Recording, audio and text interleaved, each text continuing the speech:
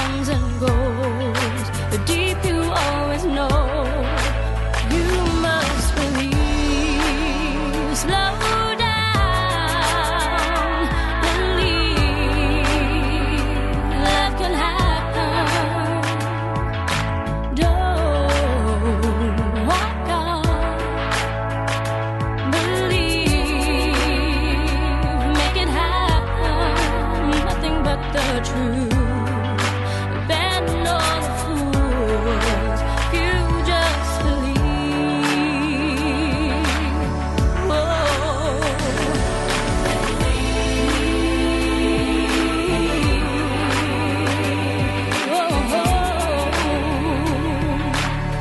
Yeah, yeah, yeah.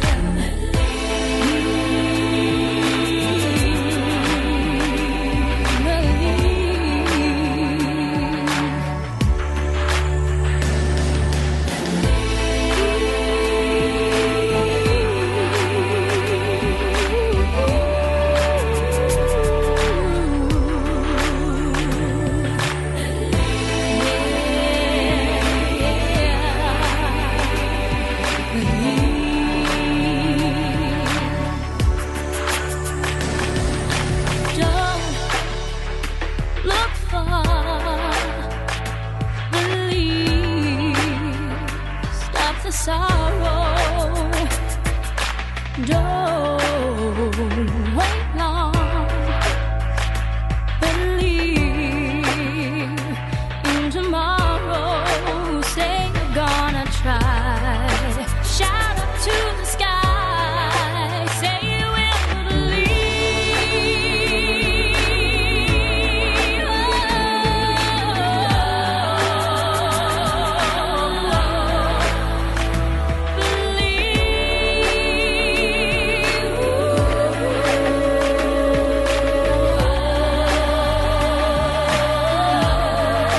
Say you're gonna try, shout up to the sky, say you will believe, say you will believe, say you're gonna try, shout up to the sky, say you will believe. We are joined all the way from the other side of the world with Joe Mandica from The Initiative. We just heard a great set of your music. How are you tonight, Joe? Well, Evan, how are you? I'm good. It's been a rough couple of weeks, several deaths of friends. So, Oh, struggling with that. Rough way to end the year and start the year. But, you still always put your best foot forward. And what's doing in Australia, home of my buddy Jeff Brown, who connected all of us. How you guys doing? Well, we've got some very hot weather here, very hot. So we're about the fourth hot day in a row. And so we're all sitting in the air conditioning trying to avoid the heat. But we're well. And Jeff, I think I'll be seeing Jeff on Friday night. He's coming to one of my gigs. He's going to pop in. I just want to say something about Jeff. This guy is one of the most supportive human beings I've met on any continent. I'm telling you, this guy, he'll do anything for a friend. He personifies the word friend, and I sincerely mean that. And we had like a long distance friendship for the longest time through the wrestling world, and basically anything I published, anything I ever did, he supported, and you felt like you knew the man personally. And then I finally met him in New York, and we had a blast, and we introduced him to all the hip hop artists, and we gave him a real New York experience, not a tourist deal. Yes, no, he's got a great love of entertainment in general, and he appreciates it. And he's been a great supporter of mine for many years now, and just a wonderful man. Privileged to know him. He was raving about you guys, and I part of me was like, it's just Jeff. He's supportive of everybody. And then I actually listened to your stuff and watched your stuff, and I'm like, wow, he's right. These guys are awesome. And, he tells it like it is. That's Jeff. He will not exaggerate it. He just tells it how it is, black and white. Okay. So we recently featured you on Legends TV, and with New York indie hip hop artist Cooley High and At Last, Yep. our most recent episode at legendstv.net, and we showed a video of you guys, and I was so impressed. It looked like you had an army on stage. I don't think I've seen so many people on stage since like George Clinton Parliament Funkadelic shows. How many people did you have up there? I didn't count exactly. Probably about 12 or 13 band members, musicians. That was our CD launch of the initiative, and that was the final number when everybody gets up on stage and participates. So I thought I'd send you that clip for that reason, so you could see everybody. But yeah, it was a great night, and we have a DVD which I'm just waiting for the American versions to come out, and I'm going to put in the mail to yourself and Steve. Hopefully, you'll enjoy that. Great, great. And I don't know if you use the same term out there in Australia, but as I was listening to your music, I said, this is like real soul, like blue-eyed soul. I mean, you guys have a real soulful sound. What do you think of that? I thought, thank you. Well, that's a fantastic compliment. We had that compliment about soul, and also had a compliment from Beverly Patterson, a American reviewer, who said it was a little bit gospel. So I love that kind of music. That's to get a compliment of that nature is really a great thrill for me. Yeah, you have the cry in your voice like the great soul singers, and I grew up in East Flatbush, Brooklyn. I grew up on R&B and jazz and blues more so than rock. So I was very impressed by your music, and I asked At Last, the hip hop artist on the TV show the other day. I'm going to ask you the same question. What's it like working with a collective? Because I know many times in entertainment, there's a lot of egos. It's all about me. I want more stage time. And I didn't get that vibe from watching you guys. It looked like you were having a lot of fun out there. Well, look, between you and me, I've got the biggest ego of all. Okay. So, but no, that's just a joke. Now, look, everybody in the team, I've known all these singers, all these vocalists and the musicians for many years. Well, some for longer than others. And when we put them all, the idea was, wake up in the middle of the night one morning, couldn't sleep, thinking I'd love to put everyone together and see what noise we make. And it was just a fantastic result. Everything worked so well in the studio, at rehearsals. The final product just came out so well. There was really no ego. If there was, everyone sort of just stood back and respected everybody else. I'm very fortunate that happened because, like you just said, there could be just a lot of ego going on. But I think everyone's very respectful of each other on the album. And I know my TV partner, Steve Ludwig, he's been featuring many of your collective on classic pop culture. So what's it feel like to suddenly be getting American radio exposure, TV exposure?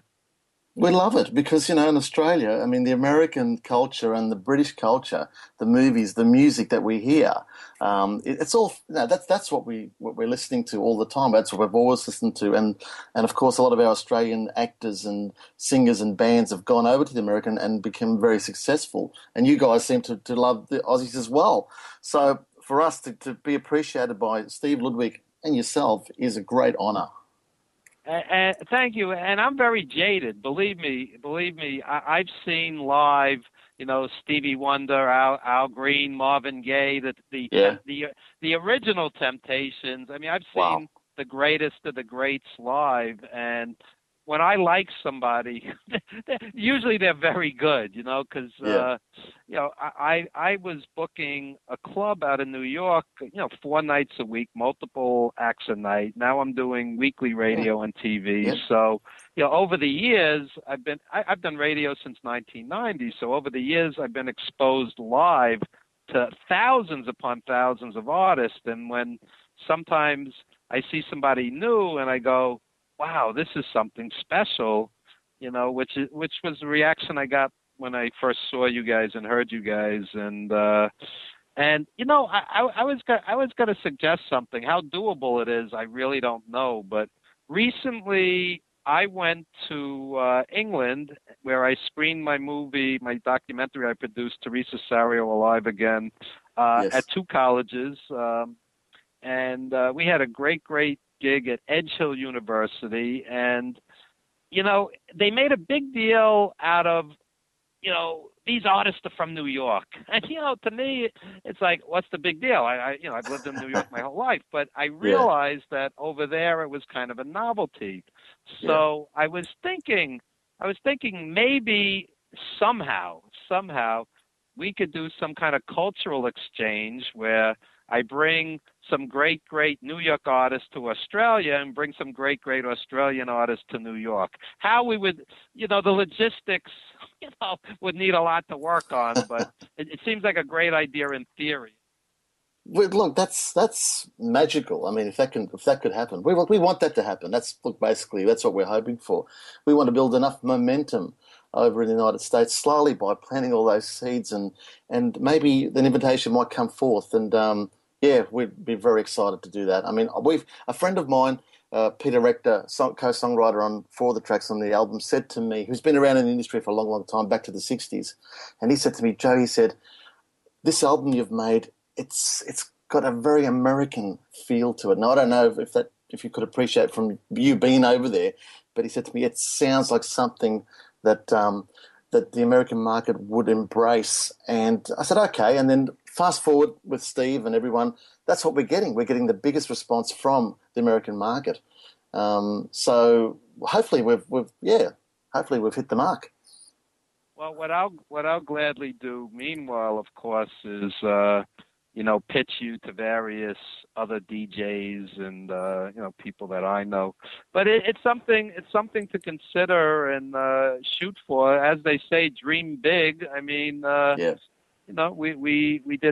we did some beautiful shows in England, and they kept saying from New York, and I'm like, it's not that big a deal, but to them it was. So it's like the story. I don't know if you're a Beatles fan, but it's a story about the Beatles when they went to Germany, unknown as nobodies, not famous yet, and then came back to Liverpool, and they put a few signs up saying, return from Germany, and all the locals thought that they were a German band, so all of a sudden the gig was packed. As opposed to them playing to nobody, the perception that they were from somewhere else was the novelty, I guess.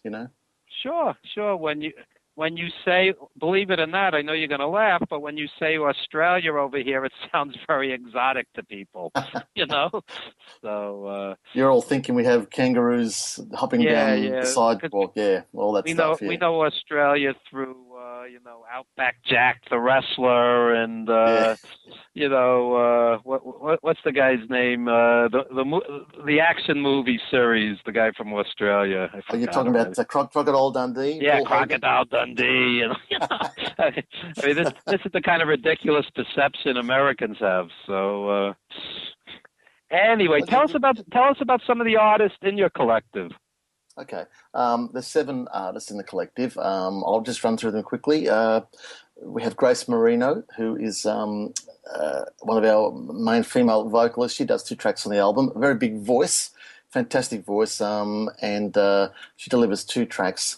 And the amazing thing about Grace is that up until probably 12, 18 months ago, she wasn't actually recording any original music at all. So she's embraced this very, very quickly, and she's a fast learner. So that's Grace.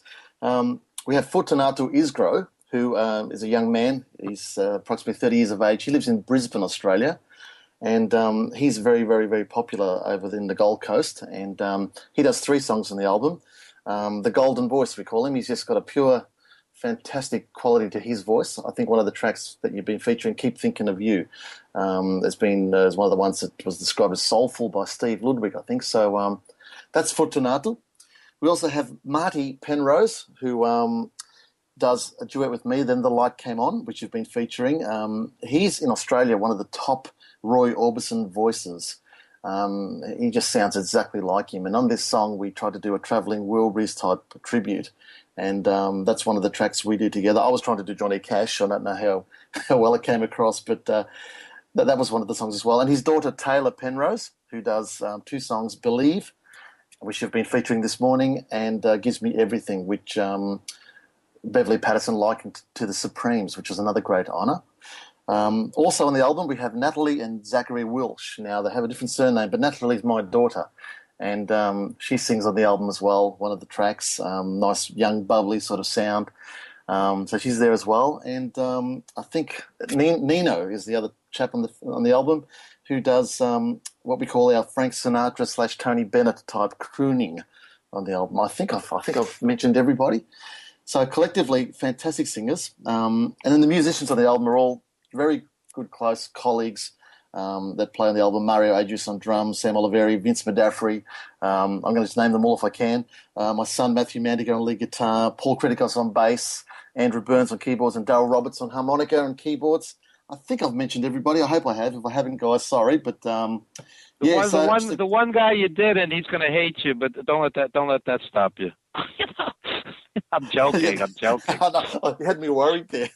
Yeah. Where's the CD? Let me find it. Yeah. Anyway, yeah. So just a great team of people, all friends, all supportive, and all been in the industry for quite a long time. Hopefully, this will give them the recognition they deserve. And who are some of the Australian musicians that have crossed over to the States here, off the top of your head? Well, they're most famous. I mean, you of course got the Bee Gees. You have Olivia Newton-John, big names there in America, obviously in movies as well. In Excess is one of the Australian bands from the 80s that made it very big over there, I believe. Of course, I think Steve was playing Men at Work down under. I live in a land down under, but that's going back a few years now. But yeah, many artists, obviously the actors as well. Mel Gibson, Russell Crowe. Gosh, there's quite a few that have made it. Keith Urban, there we are. Keith Urban, he's the latest big name Aussie, I think, over there in America, in the country scene, which is, I believe, huge. Well, it's not a huge list, so hopefully we could add you guys to it. Let's put the initiative on that list. Yep. There you go. Let's see if my co-host, Dr. Mike Lano, has questions. Dr. Mike.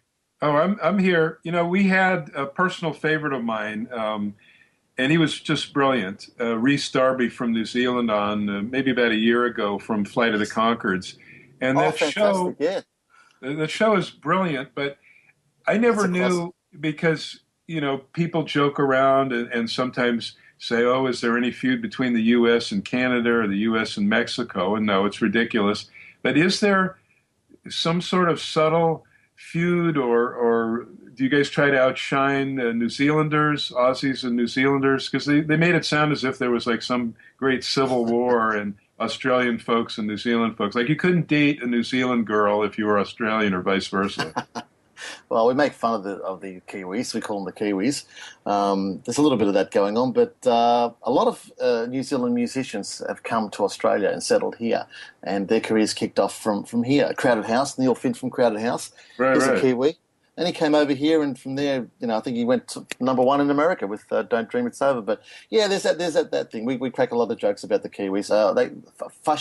Fashion chops, I think is how they say fish and chips. They think we sound funny. We think you guys sound funny. I don't know. But I think people in Australia were speaking English probably way before Americans, or we came over and started pushing the Native Americans out of their land, which kind of is that in any way similar to Aboriginal stuff? Because, a lot of Australian artists have come out, I think Midnight Oil, pushing the plight of Aborigines. But I don't know, I don't think anybody could have raped Native people the way Americans did with what we used to call Indians. Now they're Native Americans, and stealing their land and all that stuff. I don't know if that is even on a slight level with Aborigine people. Is that? Well, I think, I'm not very political, but I think that, it's a very similar situation with the Aborigines and their land, similar to the American Indian. And I think it's just an ongoing situation as to who did what and when and whether it was right or not. But, there's so much going on to amend all that in Australia with their culture. And there's a ton of it there. Everybody was concerned too. There's a lot of, and you may not know, as you said, you're not political and you don't have to answer this question, but with a lot of people, a lot of countries screwing up the environment, there was a lot of fear. The world's greatest reef system, and I'm a diver, the Great Barrier Reef in Australia, there was coral was being hurt and fish were dying and all that stuff. Is that something that you're aware of on any level? Hopefully that's not true, but that's like the greatest place to dive. Yeah, that's right. And look, I'm not an authority to speak on that, but I have heard of what you're talking about. Yeah, and I just got corrected by a colleague of mine that the term is indigenous, not Aboriginal. That's how we Indigenous, were yeah. indigenous people. Yes, with respect. Yes, All but right. it's a heavy topic. Yeah. Yeah, we're discussing the arts, and Midnight Oil is one of my favorite bands. I'll just ask, what Well, are Midnight they Oil, doing anything? Are they Peter still Garrett. touring, or did they break up? Look, Peter Garrett is the lead singer of Midnight Oil. He went into politics probably 10 years ago, so he's actually a politician. And I don't think they perform. I think they might get together and play a gig here or there, but he's now in politics, Peter Garrett. So obviously, continuing the cause. Oh, well, good for him. He was always not only just one of the tallest guys ever in the music world, but very intelligent songwriting and one of those sensitive guys. And the band was sort of like, it was reminded me of REM, but was much bigger because Australia is a gigantic country. It's huge, Yeah. and the influence is global. So, Ev, I'll throw back to you. Okay. All right. So we have a cultural lesson here from from Joe and from the other side of the world. There you go.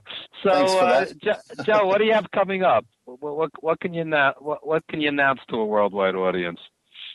Well, the initiative CD is what we're trying to focus on. We just we filmed our CD launch and just have putting it out on DVD as a companion to the CD, so people can actually see the actual artists, what they look like, and how they actually perform. It's all live, and it's turned out really well. So that's just coming out as well. All the artists are just itching to perform this show anywhere, all around the world, anywhere that we possibly can. The hardest thing about it is, unlike a band that's a unit, we have 7 individual singers, and some of them scattered around Australia, so it's hard to get everyone together at the same time. But just say the word, and we're going to do our very best to do that. We believe in it very, very much. This is the work on the album is all original music. I've written and co-written all the songs, produced it, arranged it. I've got great pride and joy into it. It's very close to my heart, but it's a good vibe. It's a happy vibe, and we're getting so many good responsive. And we get nice things like people saying, "Oh, I'm driving down in my car and I've got it blaring with the radio, with the window down." That's nice to hear things like that. And I've put it in my CD player and it hasn't left there since I've put it on. I listen to it all the time. And other people saying, "I can't get that song out of my head. I go to bed and it's driving me mad. It goes around and around in my head." These are all good signs. I mean, I've read about all my idols and all the songs and the things that they've put out and that have become iconic. And they're all the things that you want to hear. People saying that they love the song because it makes them feel good, or if they can relate to it in some manner. It's all about association music, and I think we might be onto some association happening here. There you go. And who are some of your musical influences? My musical influences. I love all music. As I said, with the American and English influences in Australia, I love the Beatles. They're my favourites, but I love bands like the Knack as well from America. My dad always played country music, so we always listened to Gene Autry, way back the Western stuff. Just everything. Jeff Lynne and Electric Light Orchestra, that's probably who I grew up listening to as well. Look, we're over in this country. We don't in America. You have all the genres and all the different radio stations, which is fantastic. But over here, we have like a mixed bag of everything. So one station might play everything from jazz to rock and roll. It's all sort of pretty much grouped together. But over there, my friend Marty Penrose made a trip over there, and he said that he was listening to internet radio. And it was all soul music, I think he said to me, just one station, just dedicated to one genre of music, which is fantastic, But we love all the fantastic music out of those countries. I love that. That's what I listen to, and that's where my influences have come from. There you go. And anyone in the band musically coming from a totally different place, because sometimes that works. Let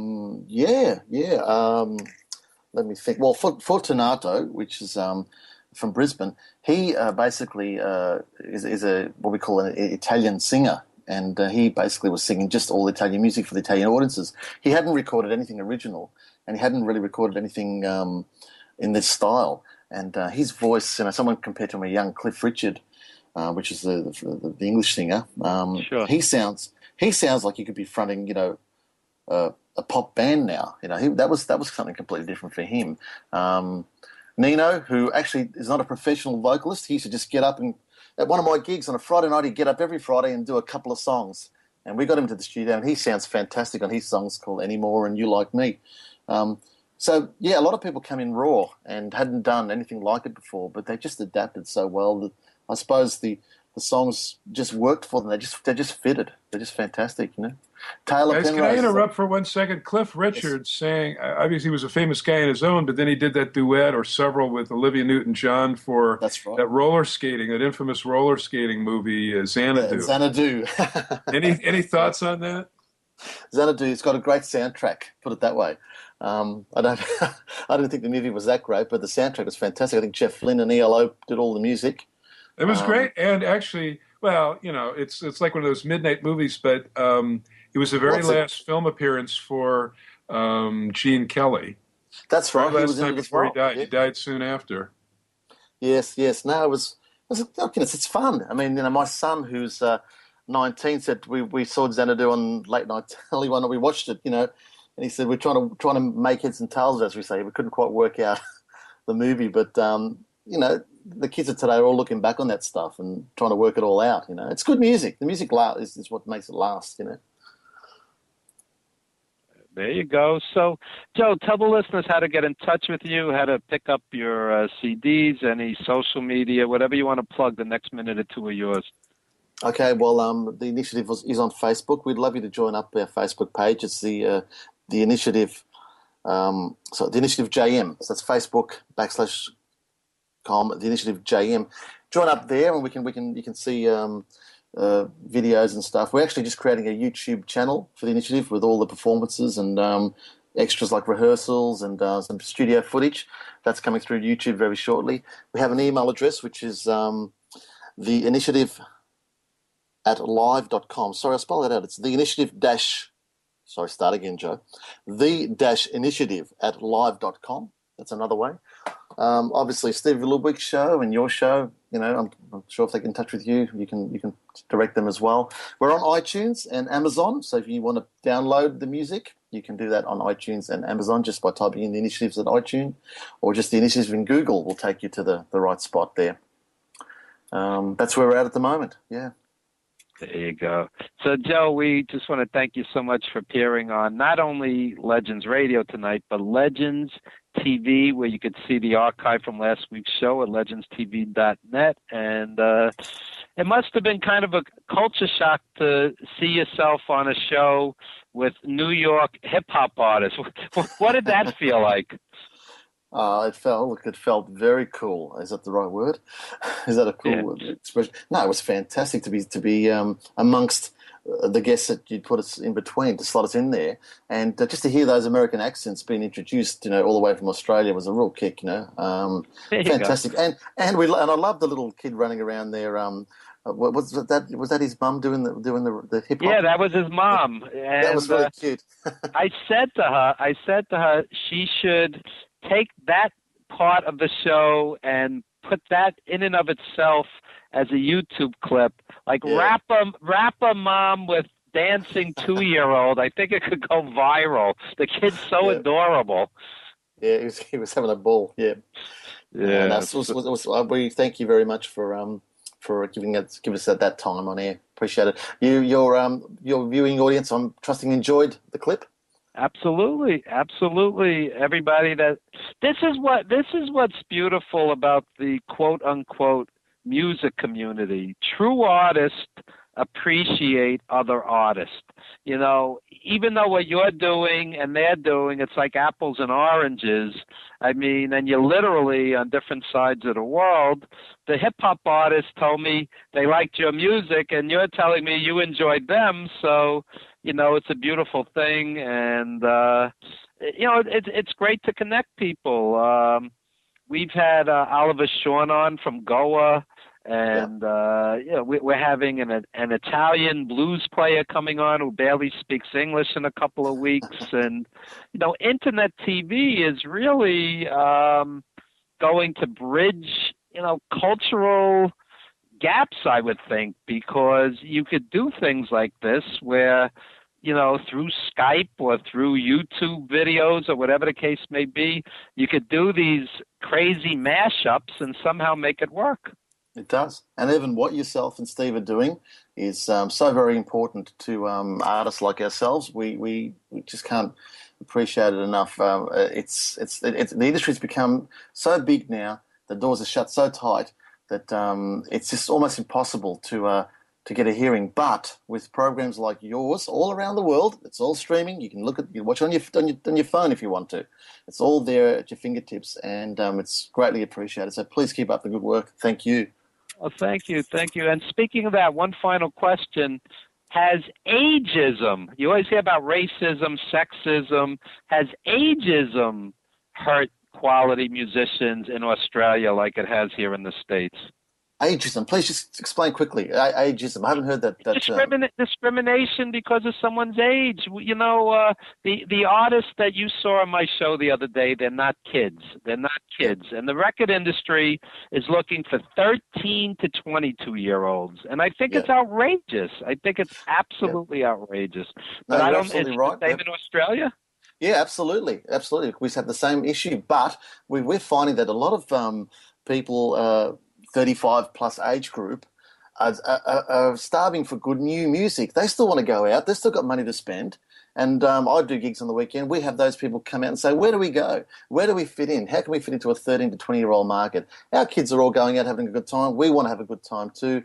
So that's where all of a sudden I found myself having an audience, wanting to hear good music of any genre that you really want to present them to. So I think there's going to be a turnaround. I think it's going to eventually get to that point. And also I'm finding a lot of young kids now are actually tuning into what we call the classic music. They're walking around with Beatles and Pink Floyd T-shirts and Led Zeppelin T-shirts, and we wonder what's going on here. Why are you into that music? And I think it gets to a point where they get sick of the rehash and the non-originality of a lot of the stuff that's coming out. And I don't want to be critical, but I think there's a lot of sameness about it.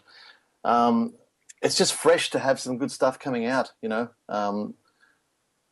So it's a real challenge. We're fighting. There you go.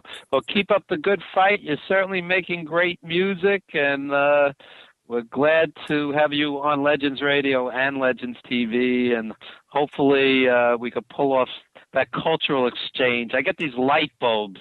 You never know. Yeah. You never know. So it would be yes. Let's not let that thought go astray. Yes, let's do it. Absolutely. Okay. And we'll let Jeff Brown be the MC or whatever, because that would be colorful. We'll get him a bow tie for the night. Okay. That's right. And shout out to Grace from the initiative. She's been in touch. She's listening right now. She's texting me as we speak every couple of minutes. She's online now listening. So. Actually, she's trying to send me. Here's the message to all the people that continually text me and guests while we're doing radio. Let us focus, will you? Let us focus. Jesus Christ! I'm telling you, I try to do radio and I get 22, text messages, instant messages, emails. My head spins, man. Yeah. It's like a moratorium when you're on the air, but. We love Grace anyway. I'm just joking. So anyway, we must wrap it up. We are so honored and pleased to have you from exotic Australia, or at least New Yorkers think so. At least New Yorkers think so. Thanks for appearing on the show. I really appreciate it. Thank you, Evan. Thank you very much. You got it. And folks, support the initiative. Check them out. You won't regret it. And we will be right back with pro wrestling, folks. We're totally going to shift gears in just a moment. Don't go anywhere.